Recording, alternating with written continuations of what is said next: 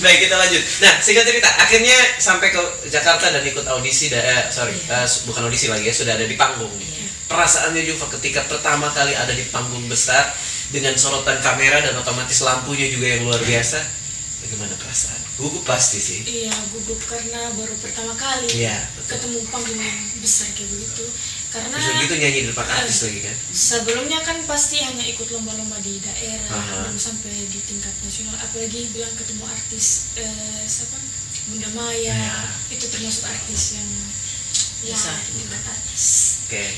Terus nyanyi saat mau manggung, ada tidak pengalaman lucu yang tidak sempat tersorot kamera? Karena kita lihatnya bagaimana di kamera itu saja yang dapat kita lihat. Mungkin waktu pada saat commercial break atau pada saat peserta atau kontestan lain nyanyi, ada tidak hal-hal yang terjadi di bangku peserta waktu itu? Ada pengalaman? Itu sebelum manggung atau?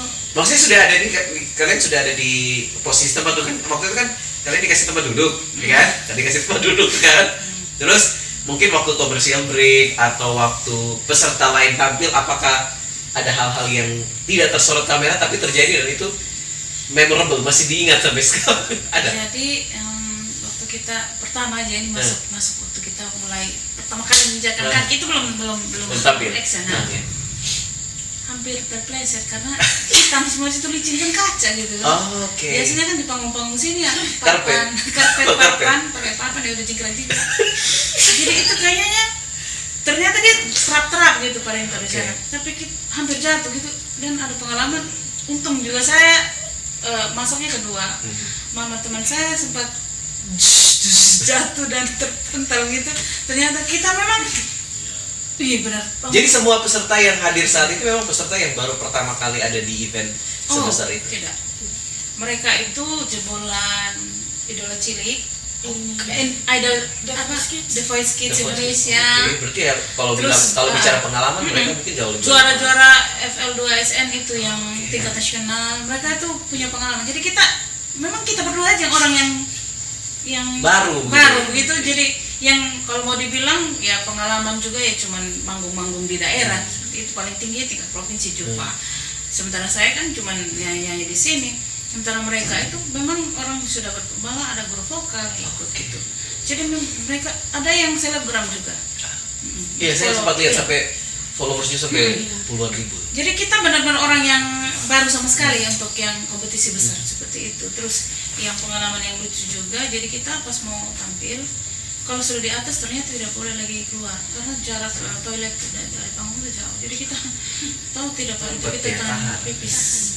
Dengan otomatis studio pasti dibuat dingin. Dan kita memang ya di sini kan kita daerah panas dan tidak pernah merasakan hawa yang kipas AC yang besar, sangat besar karena di situ kan lightingnya harus diimbangkan dan kita kedinginan sampai merinding sampai tangan kencing bolak-balik ke kamar mandi. Memang itu pengalaman kita ini bingung menggigil karena gugup atau iya tapi duduk begini pegang mic juga bibir beda ya. Jadi memang itu pengalaman yang ya. Tapi ketika tersorot kamera kalian dituntut untuk profesional tampilkan yang terbaik dan memang tidak terlihat aura gugupnya kalian gitu betul-betul apa ya, seolah-olah panggung itu memang diciptakan untuk kalian berdua. Itu yang saya lihat karena kita juga nonton bersama nobar ya saat itu lihat penampilan kalian di TV 2 babak itu. Jadi saya sangat wah ini keren. Saya tidak tahu kalau ternyata begitu ya hal-hal seperti itu terjadi dan akhirnya bisa jadi pemenang. Nah, mungkin ada tidak juga pengalaman lucu atau yang, nah itu kan musim COVID tuh kan, berarti kalian di swab itu tidak terhitung pasti jumlahnya ya kan? Dari sini sudah di swab, kemudian sampai ke sini di swab lagi, sebelum masuk studio di swab lagi, mungkin sebelum masuk hotel juga ya kan? Mungkin ada tidak pengalaman lucu yang atau pengalaman yang apa ya, yang tidak bisa dilupakan yang terjadi pada saat yang tidak tersorot kamera deh intinya. Kalau boleh cerita yang waktu itu mau pulang kembali ke Sumba setelah yang episode 3 yang menang episode 3 yang pulang ke Sumba sempat hampir ketinggalan pesawat. Itu kenapa? Itu karena izin di mama mau pergi kamar mandi toilet sama teman si mama juga kan kebetulan mereka di Bali, jadi sama-sama dari Jakarta, mereka di Bali, kan kita masih transit di Bali juga. Jadi mau pipis terus turunlah kita ke bawah, sampai di pulang dari toilet lupa anak tanah tuh tambah lagi mutu lagi karena saking besar banget ya, tadi. Abis itu teman ini kita bingung, ini jalan pulangnya dari mana ini kan, kata temannya, Jufa jalan pulangnya ini gimana, perasaan tadi bukan di sini gitu. Ini nggak tahu, ini saya juga bilang gitu, nggak tahu ini perasaan tadi kita ikut sini tapi kok kayak bukan di sini, bingung. Akhirnya kita naik ke atas, kan kita waktu itu di gate 4 apa 6 ya, di sekitar situ. Kita naiklah ke gate, kita masuk gate 3, masuk ke atas, lo kok mama kita nggak ada ya, si teman yang nggak ada. Terus kita bilang, wah salah masuk gate. Turun lagi kembali, tanya petugas yang ada di situ, tanya, Pak di mana ini tempat masuknya? Oh kalau gate 4 ini di sana. Terus kira tempat masuknya itu dari yang kita masuk sebelumnya, tapi kita harus diarahkan sama petugas itu, kita masuk dari jalan yang depan yang harus kita pas masuk itu harus ada identitas, harus ada boarding passnya semua. Cara boardingnya ada di kita. Ada di mana? Mama sudah di ruang tunggu di dalam. Bayangkan itu tanduk-tanduk keluar. Dan kita sudah penumpang terakhir dipanggil 3 kali. Dan mereka ada yang percaya diri. Masih mutar, masih cari jalan keluar. Oke, bestinya ketawa di sana. Setelah itu singkat cerita kita masuk sudah. Sampai di depan situ mau diperiksa semua identitas. Ada di mana identitasnya? Kita nggak bawa Pak, soalnya kita tadi salah masuk, jadi kita diarahkan ke sini lagi. Tapi boarding pass sama identitas kita di mama kita di sana. Nggak bisa ya Pak, kita terobos saja. Nggak bisa deh, nggak bisa kan kita jepolos. Tidak, nggak bisa deh, harus ada boarding passnya. Maka mama telepon saya semua. Lari kejar-kejar kita ke orang gila. Belum lagi kita pikul barangnya, mereka sudah harus ke gate gitu. Belum cari mereka, jadi ini pas waktu mau pulang Sumba ya? Pas mau pulang Sumba pas episode 3. Jadi memang anak-anak ini memang harus diikat gitu kalau jangan dilepas kayak gitu. Agak liar gitu. Oke. Itu ya kayak gitu. Halo, kau di mana? Ini semua masuk ke dalam ini. Lama sekali. Itu cowok tadi. Terus aku WC. Oh, mama marah begitu? Woi, mama semarah. Saya juga antara panik ini. Bagaimana sampai sana kita mengamuk sedikit. Sampai di pintu sana, sampai teman ini semua nangis yang satu. Tapi dia mama halus betul maksudnya. Pasti cuma bilang, kenapa sama mama tidak sama di September? Aduh deh, nggak apa-apa deh. Ini mama dikit lagi. Datang sama mama.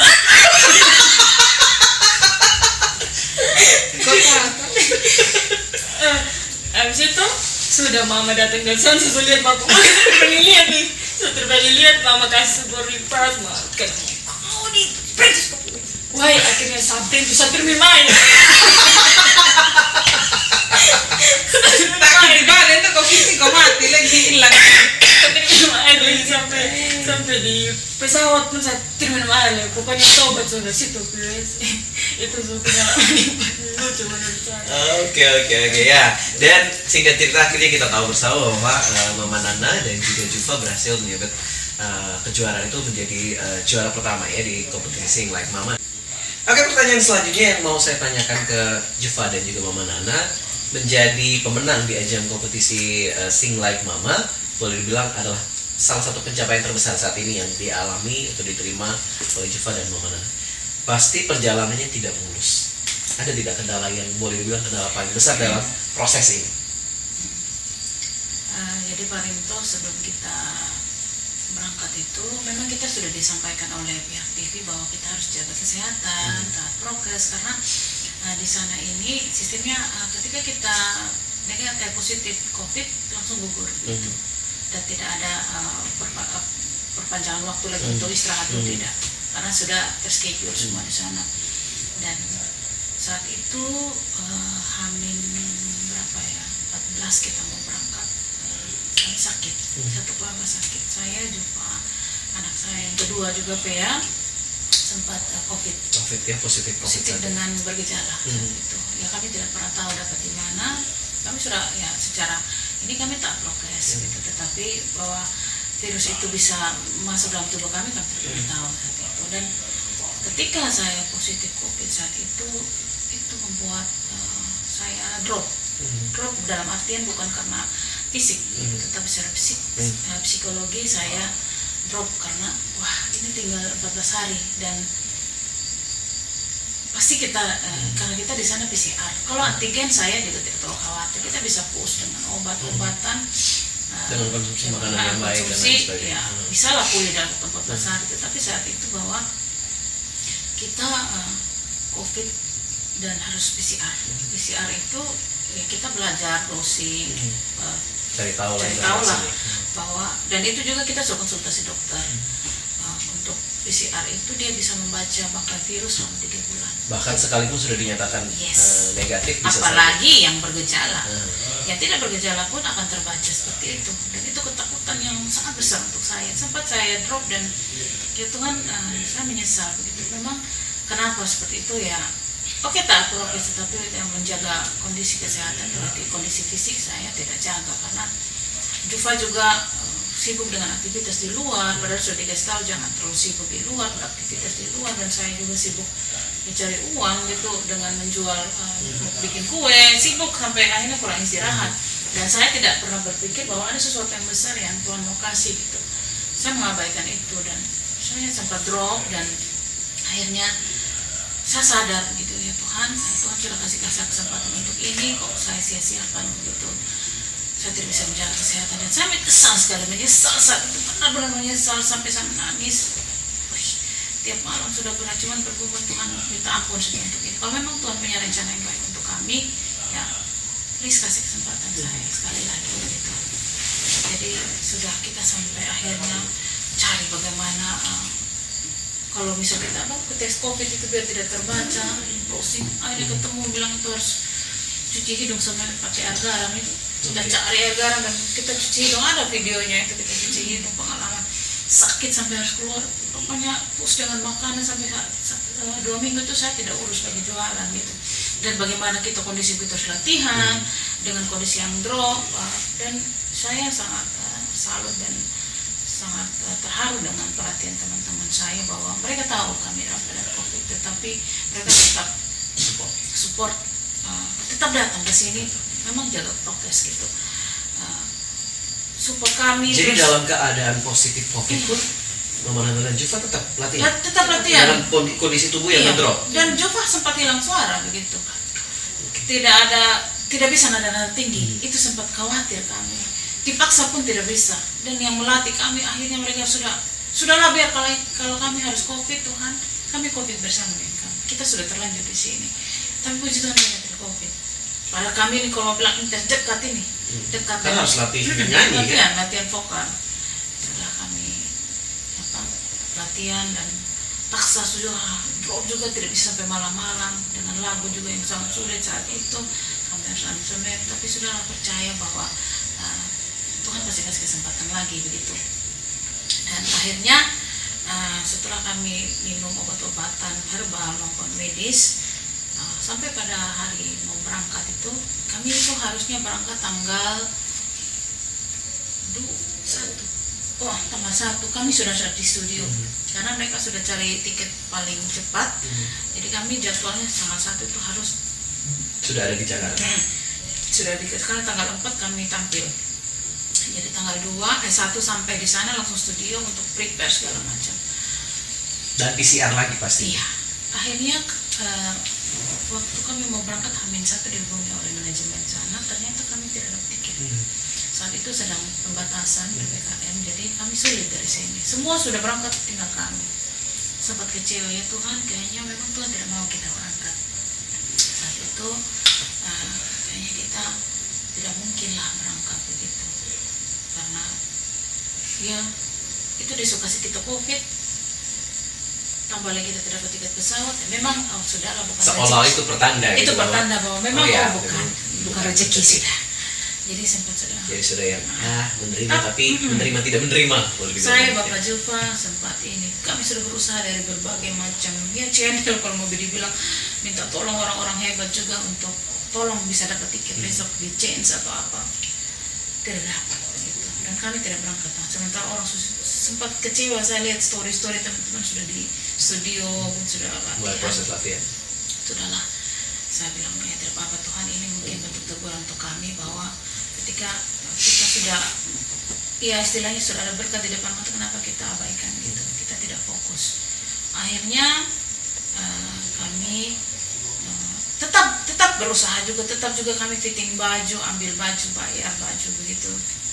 Walaupun ada keraguan, dan tiap malam saya nangis pada itu, stres karena ya kalau mau dibilang ini adalah momen besar kita. Terus kita ini banyak orang yang menanti kita, dan tidak sedikit pula yang menunggu kegagalan kita, ya kalau mau dibilangnya itu ya, nobody is perfect ya, orang yang manusia juga pasti ada suka dan tidak suka. Tetapi kita, saya berdoa Tuhan, kalau memang ini berkat kami, tolong lancarkan, tiada mustahil. Bahkan di injury time pun kalau Tuhan mau tolong pasti terjadi. Itu keyakinan saya, dan berusaha merasakan pergumulan yang sangat besar dengan Tuhan itu. Saat itu kami semua bersama dengan teman-teman, kita nangis-nangis lagi itu bareng-bareng. Akhirnya tanggal 1 dari manajemen kami minta, bisa tidak kami berangkat tanggal 2 begitu kalau dapat tiket pun. Katanya tidak bisa karena sudah terschedule gitu, takutnya tidak tercover situ waktunya. Jadi mereka mau, ya sudah batalkan, sudah gugur, sudah kami mau cari orang yang ganti. Wah mati sudah saya bilang. Tapi di jalan kami tetap ambil fitting baju. Di perjalanan saya coba hubungi salah satu kru di sana, dan kami bilang bisa tidak tolong kasih kesempatan kami. Ya maksud kami, akhirnya mereka dapat khusus untuk kami. Dan ada beberapa kru itu menginginkan kami pergi begitu, harus ada di situ saat itu. Ya sudah kami kita rapat dulu katanya khusus untuk ini, rapat akhirnya mau tanggal 2, sementara tanggal 4 kalau berangkat tanggal 2 otomatis tanggal 3 baru kami bisa masuk studio, karena kami sampai sana malam dan tunggu harus masih PCR itu ya 8 jam minimal gitu. Itu sudah tidak mungkin gitu, karena ya, mereka pertimbangannya itu juga, siapa tahu kita COVID lagi, tidak mungkin kita ini masuk gitu. Jadi sia-sia lah buang-buang duit itu istilahnya. Akhirnya sudah kami tetap aktivitas seperti kami mau berangkat aja gitu, dikasih support, sudah siap aja, prepare aja, siap semua sesuatu. Jam 11 malam tanggal 1 kami dihubungi dari pihak manajemen, dan mereka bilang selamat malam Mama Nana, kami bisa berusaha untuk sudah ada kebijakan gitu dari pimpinan bahwa tanggal 2 boleh berangkat gitu.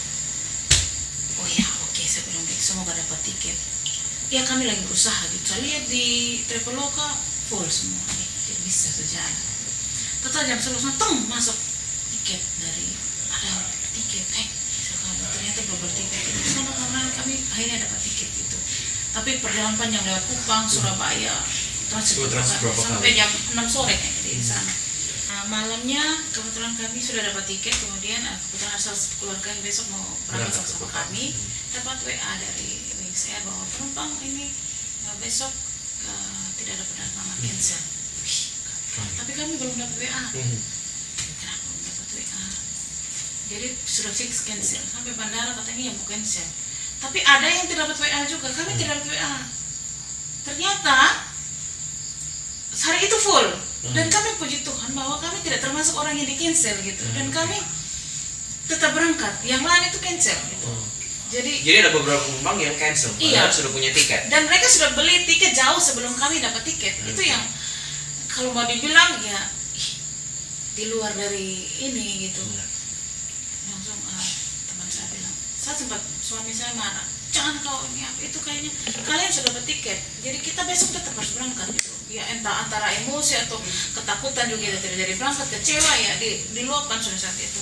Hanya besok ternyata kami tetap bisa check in, yang lain tidak bisa check in, cancel ditolak. Padahal mereka sudah beli, ada rombongan yang di cancel yang mau ke Jakarta, di cancel, dan kami tidak termasuk orang-orang itu. sudah kita akhirnya bisa berangkat sampai kita betul-betul dipanggil untuk boarding baru kami yakin bahwa kami ini sementara yang lain ngamuk di luar tuh bisa berangkat. Pada kita ini dapat tiket malam.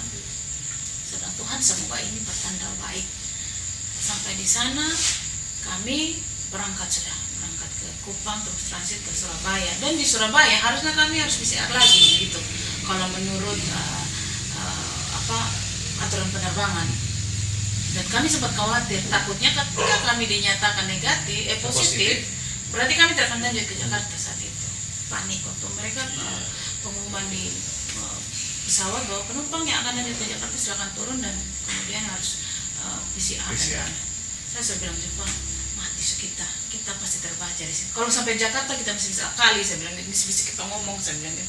Tapi kalau sini tak saya bilang. Akhirnya pas kami mau prepare mau angkat barang ya Pak, mau bangun turun langsung sudah pasrah sudah biar tinggal sudah kayaknya bukan rencana. Langsung tiba-tiba pramugari ngomong, para penumpang yang akan melanjutkan ke Jakarta kami mohon untuk tidak turun lagi karena waktu yang sudah sangat mepet, jadi kita harus terbang lagi. Jadi dengan pesawat yang sama tidak usah turun. Puji Tuhan saya bilang, ya Tuhan ini lolos lagi gitu. Terus di jalan saya sempat baca, ada biasa saya di YouTube itu baca renungan itu tiap hari saya baca di situ.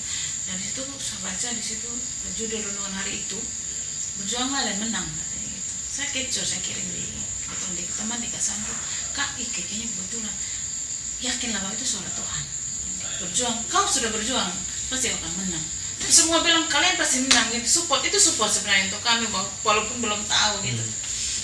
Sudah jalan sampai Jakarta dan saat itu ternyata betul kita sampai sudah malam dan kita penumpang terakhir juga ya yang turun karena waktu itu PPKM. Kami sempat karena mau periksa nih Jufa gugup akhirnya keras dia, nggak takut dia sesak saja sempat sesak napas turun karena kita harus PCR. Sudah ditelepon sama kru, sudah ini di mana kenapa belum keluar? Oh iya sebentar kita masih antri tas, padahal sebenarnya kami tidak antri. Kami lagi makan mie panas di dalam ini untuk memulihkan tenaga, terus kami masih cuci hidung lagi dalam situ. Pokoknya benar-benar kita prepare untuk ini saja, hanya dengan keyakinan kita pasti negatif. Naiklah kami mobil, katanya sudah tutup, kan kita lambat tutup itu lab yang biasa pernah kami ini PCR dulu. Dan itu kalau lab itu paling tuh cara PCR-nya dia itu betul-betul masuk di dalam kelenjar-kelenjar yang kami. Jadi kalau untuk bilang sampai ke otak kalau tidak mungkin kalau ini negatif. Tapi dia tutup saat itu karena kami lambat dari dalam. Jadi dia tutup, terpaksa kita harus cari yang cepat. Jadi kita dapat quick clinic gitu. Jadi untuk cepat gitu tes. Jadi di perjalanan krunya sempat cerita dia baru masuk. Saya bilang kok kakak kemarin tidak ada dan kita oh iya saya baru sembuh COVID dia bilang. Saya itu tanpa gejala loh Bu, mah dia bilang. Tapi saya 2 bulan ini pas masuk sudah 15 hari saya tes, saya tidak ada sakit. Tes PCR ini positif masih pada saya sehat. Bisa tambah gugus. Woi dia sejak tidak ada gejala dia sudah kita bersembunyi. Saya bilang mati setiap itu kami 30 orang tidak masuk di studio karena kami positif. Padahal kami sehat, lompat-lompat lagi. Jadi terpaksa tidak boleh masuk karena syarat situ biar sudah sembuh tapi tidak boleh masuk. Ini sekalipun tidak bergejala tapi kalau hasilnya tambah gugus kami. Sudah lebih banyak yang sampai Jakarta bisa dengan itu. Sampai kita di lab. Masuk lab itu kami di PCR di situ dan saya bilang Pak pas masuk PCR masuk kamar doa dulu ya. Jadi pas dipanggil di prognosis kita masuk kamar berlutut kami gambar minta Tuhan tolong pegang tangannya dia supaya di toilet loh ini kalian berlutut berdoa. Dimanapun kita meyakini bahwa kuasa Tuhan itu pasti ada. Sempat gugup pas dites Jufa pertama saya lihat dia dari luar saya bilang Tuhan kami serahkan ini kalau memang Tuhan mau kami menang pasti kalau kami lolos ini kami yakin percaya. Pas dites Jufa saya masuk Jufa keluar saya biasa kan dia sampai muntah-muntah tapi ini dia keluar dari santai aja saya juga masuk dalam nama Yesus paling pertama tidak mau lebih sakit swab antigen daripada PCR. Dia kayak cuman menggelitik kita bercanda colek gitu ya? Colek saya pikir kita tidak sama. Saya pas keluar saya bilang negatif saya bilang. Tidak ada itu lendir-lendir yang diambil, dan Tuhan yang tahu. Nangis kita di mobil, nangis, sudah keyakinan pulang di kamar, makan juga saya belum makan. Jadi tunggu ya, mama belum bisa masuk studio, tunggu hasil. Jadi kita tunggu 8 jam. Oh ya tidur, saat itu sampai video call masih doa lagi ya, pulang tidur. Tapi saya gelisah, jam berapa saya bangun, saya setelah alarm jam 3. Nanti saya buka HP, masuk pesan dari tim. Jam 3 langsung bilang, selamat, mama Nana juga hasilnya sudah negatif, besok bisa bergabung di studio. Saat itu langsung saya berlutut menangis dan betul-betul Tuhan terima kasih, kamu percaya bahwa setiap pintu yang Tuhan sudah bukakan, hal yang tidak mungkin. Saya betul-betul saat itu benar-benar mengalami bahwa yang orang bilang, bukan orang bilang, tidak ada mustahil bagi Tuhan, tidak ada mustahil bagi orang percaya, itu saya sangat mengalami pada itu. Wah, saya ada di level ini, nothing is impossible gitu. Bahkan di injury time Tuhan tolong, itu tuh kalau kita itu kalau boleh dibilang penentu ini mau lanjut atau tidak. Nangis. Dan kami itu orang terakhir yang masuk studio, dengan yang orang lain sudah prepare semua, sudah latihan, sudah ambil kunci, dan kami itu terakhir dikasih latih dengan waktu yang sangat mepet. Dan kami masuk studio jam berapa juga, sudah sore yang masuk malam, sudah malam setengah jam 6 gitu ya. Karena kami belum siap prepare segala macam. Dan masuk itu latihan cuma hanya 1 kali putaran, dan besok harus tampil dengan ada lagu tambahan yang kami tidak pernah apa. Tapi saya bilang, Tuhan ketika sudah buka 1 pintu, pasti pintu yang lain akan terbuka. Itu keyakinan, dan kita harus mencoba, kita harus membawa kemenangan. Dan akhirnya kami tampil dan tidak ada penghalang apapun, dan saat itu respon dari semua di situ juga baik, dan Dewan Juri juga memberikan standing ovation yang menurut kami seorang Bunda Maya standing ovation. Tidak mudah begitu untuk mendapat penghargaan itu. Untuk bangsa kita mau dapat hadiah berapa? No, yang penting itu. Dan kita dapat juara itu memang benar-benar ya tiada mustahil bagi Tuhan. Itu terjadi dalam kehidupannya kita. Dan kami sangat bersyukur sekali. Dan satu hal yang betul-betul membuat kami terharu, saya sebagai orang tua, itu paling itu saya tambahin sedikit. Jufa ini, saya sudah cerita tadi bahwa dia terlahir dengan keadaan kami masih kuliah dan tidak punya apa-apa di sana, dan kami dengan cuma ya saat itu jual HP juga untuk beli pakaian bayinya dia. Dan waktu sempat saat itu terjadi gempa yang besar di Jogja, dan itu membuat kami panik di sana, dan sempat saya mau kasih juga di orang karena ada berita bahwa tsunami. Saya sudah saya mati, yang penting anak saya selamat. Orang yang mau menuju ke tempat yang lebih tinggi saya kasih juga, ini ambil sudah.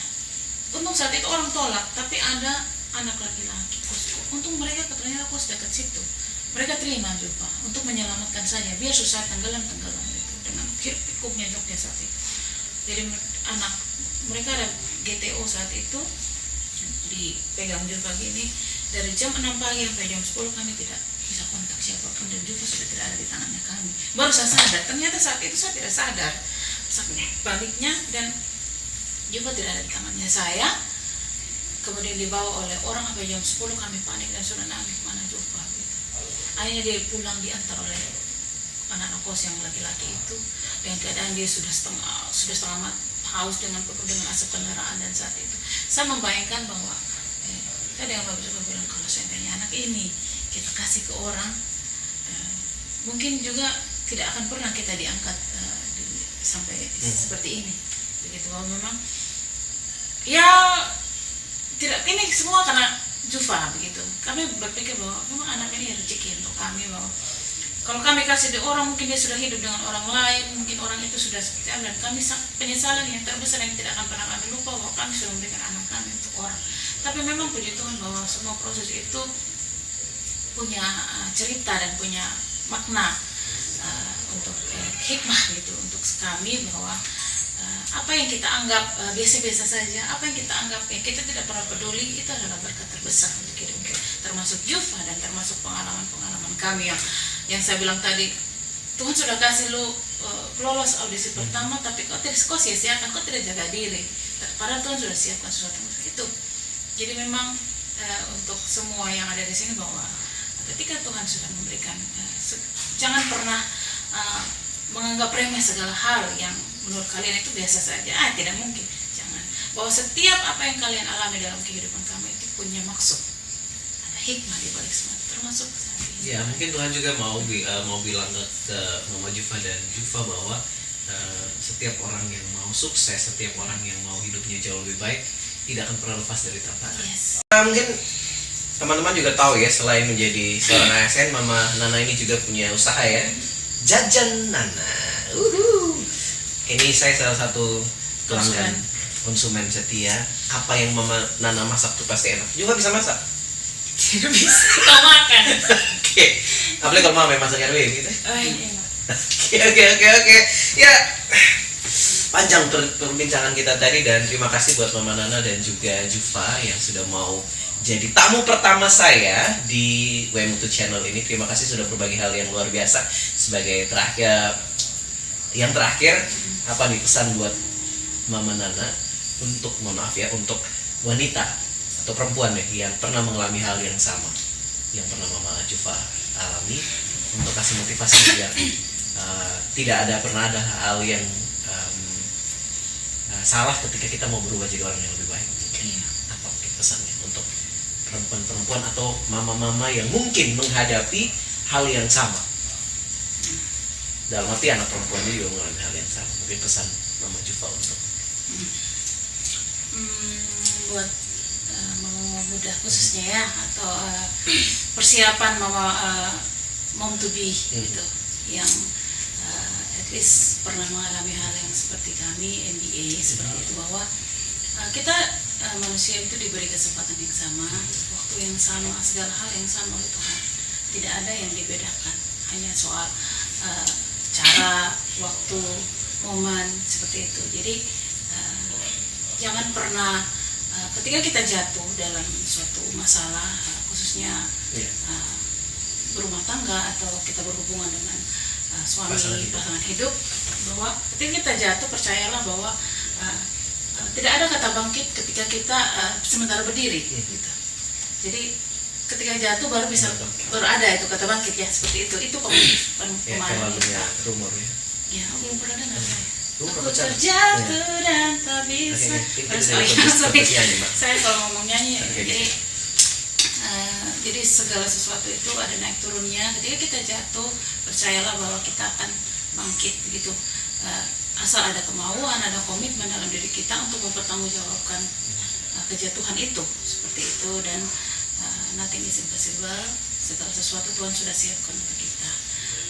Apapun kondisi kamu, apapun kendala kamu, baik itu ekonomi, keluarga, apapun masalah gitu, yakin bahwa Tuhan telah mempersiapkan segala sesuatu, entah itu beban hidup atau apapun, untuk menjadikan kamu itu menjadi seseorang yang spesial. Seseorang, kamu akan diangkat pada waktunya, kamu akan diberikan segala kemudahan untuk menghadapi proses kehidupan itu kehidupan. Jadi be the real woman. Jangan pernah takut melangkah, jangan pernah takut dengan keadaan yang sulit apapun itu. Yakin bahwa kita akan bisa melewatinya, asal kita yakin, percaya, komitmen. Seperti itu aja. Oke deh. Kalau dari Jufa, sebagai orang muda, sebagai remaja yang berprestasi, pesan buat teman-teman seusianya Jufa ketika ingin juga tampil di orang banyak atau ingin mengembangkan bakatnya seperti apa? Jadi buat teman-teman yang seumuran dengan saya, buat teman-teman yang masih usia remaja, dan juga jangan, pasti kalau berdoa pasti harus berusaha biar bisa mencapai sesuatu yang berhasil. Oke deh, terima kasih buat Mama Nana dan juga Jufa untuk sharing pengalaman yang luar biasa untuk kita semua hari ini. Dan kayaknya bakalan diundang lagi deh di video kita berikutnya sih. Siap. Sukses juga untuk WMUTU Channel. Terima kasih. Keren sekali. Behind the scene-nya juga keren. Oke. Behind ada Ocha Simon Toa. Oke, baik, terima kasih. Banyak hal menarik yang sudah kita dapatkan pastinya dalam obrolan tadi kita, dan harapannya semoga obrolan tadi ini boleh menjadi semangat untuk kita yang mungkin terjatuh, untuk kita yang mau berusaha, mau bangkit. Yang penting niatnya dulu mau mengubah apa yang salah menjadi pribadi yang jauh lebih baik. Terima kasih untuk kebersamaan kita. Mohon maaf kalau ada kata-kata yang salah, dan sampai jumpa di video berikutnya. Jangan lupa like, comment, share, dan pastinya subscribe juga. Dan pastikan Anda nyalakan tombol notifikasi untuk pastikan ada video baru dari Waymutu Channel. Dadah.